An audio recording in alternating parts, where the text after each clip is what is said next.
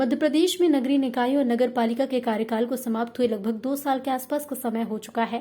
अब ऐसे में सरकार के द्वारा प्रशासकों की नियुक्ति की गई है। नियमों को अगर माने तो प्रशासन ने केवल 6 माह का कार्यकाल संभालने का अधिकार होता है, लेकिन सरकार के द्वारा अभी तक चुनाव को लेकर कोई निर्णय नहीं लिया गया, जिसके विरोध में आज श्योपुर नगर पालिका के अध्यक्ष दौलतराम गुप्ता के नेतृत्व में मंत्री भूपेंद्र सिंह के बंगले के बाहर धरना दिया।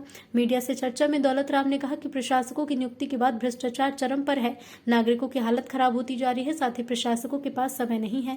पिछली बार जब हमने धरना दिया था तब हमसे 7 दिन का समय मांगा गया था, लेकिन अब 1 माह का समय बीतने के बाद भी हमारी मांगों पर कोई ध्यान नहीं दिया जा रहा है। सरकार द्वारा कोई ठोस निर्णय नहीं लिया जा रहा है। मांग है कि सरकार तुरंत चुनाव करवाए, नहीं तो जिस प्रकार पंचायतों में अधिकार दिए गए हैं, अधिकार पार्षदों अध्यक्षों को दिए जाएं। अगर मांगे पूरी नहीं की गई तो आंदोलन के साथ विधानसभा चलने में भी बाधा उत्पन्न करने की बात कही। जी, आज आप मंत्री जी के बंगले के बाहर धरने प्रदर्शन कर रहे हैं, क्या वजह? ये जो लोग धरने पे बैठे हैं ये संपूर्ण मध्य प्रदेश के नगरीय निकायों के अध्यक्ष और पार्षदगण हैं। हमारी मुख्य मांगे हैं कि नगरीय निकायों में 2 वर्ष से चुनाव नहीं हुए हैं, या तो तत्काल चुनाव कराए जाएं या फिर जो पूर्व में जो जनप्रतिनिधिगण थे अध्यक्ष और पार्षद उनको प्रभार दे दिया जाए।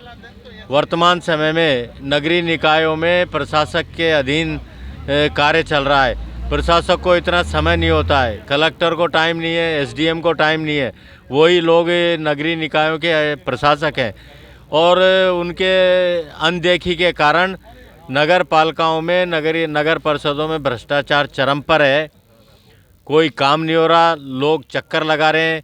पीएम आवास जैसे गरीबों की मदद के लिए जो मकान बनाए जाते हैं उनमें 50-50 हज़ार रुपये नगरीय निकायों का अमला वसूलता है, पटवारी वसूल लेता है। तमाम सारी दुर्गति नगर क्षेत्र में रहने वाले लोगों की हो रही है। नामांतरण नहीं हो रहे हैं, सफाई की ओर कोई ध्यान नहीं है, पानी की सप्लाई की ओर कोई ध्यान नहीं है, बल्कि दुत्कार के नागरिकों को भगा दिया जाता है।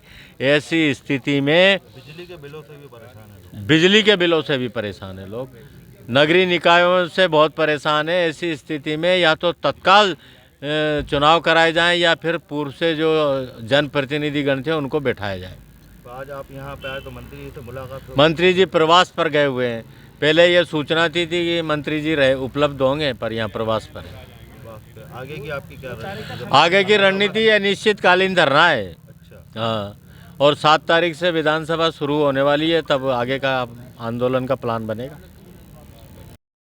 पूरे मध्य प्रदेश के अध्यक्ष और पार्षद यहाँ पर धरने पे हैं। अनिश्चितकालीन धरना है हमारा, और हमारी मांग है जिस तरह से पंचायतों को, जनपद जिला पंचायत को अधिकार दिए गए, उनको चार्ज दे दिया गया, उसी तरह से हम भी चाहते हैं कि हमें चार्ज दे दिया जाए, क्योंकि नगरीय निकाय में जनता का डायरेक्ट कनेक्शन होता है जनप्रतिनिधियों से। साफ़ सफाई का मामला हो, स्वच्छता अभियान का हो, चाहे वह आवास का निर्माण का सैंक्शन करने का हो, किस्तें डालने का हो, और सारी व्यवस्थाएँ ठप पड़ी हैं। वहाँ का प्रशासक को टाइम नहीं है कि वहाँ नगरीय निकाय में जाके, नगर पालिका में जाके या महापौर नगर निगम में जाके काम देख सके।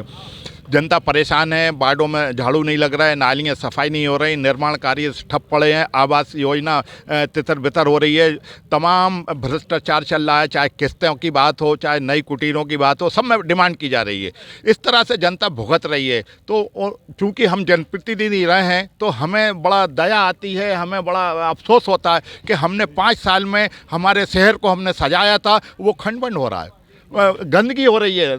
हमारे प्रधानमंत्री के जो स्वच्छता अभियान है वो भी ठप हो गया है, कोई ध्यान नहीं दे रहा है। इसलिए हमें या तो चुनाव तत्काल कराए जाएं नगरीय निकाय के, या फिर हमें चार्ज दे दिया जाए जिस तरह से पंचायत जनपद को दिया गया। नहीं तो हम अनिश्चितकाल धरने पे हम लोग बैठे हैं, पूरे मध्य प्रदेश के लोग आते जा रहे हैं, और विधानसभा पे भी हम प्रदर्शन करेंगे अगर हमारी मांगें पूरी नहीं की गई तो। कहाँ के लोग यहाँ पे? अभी तो प्रदेश के काफ़ी नगरीय निकाय के पार्षद और अध्यक्ष आ गए हैं और आते जा रहे हैं लोग।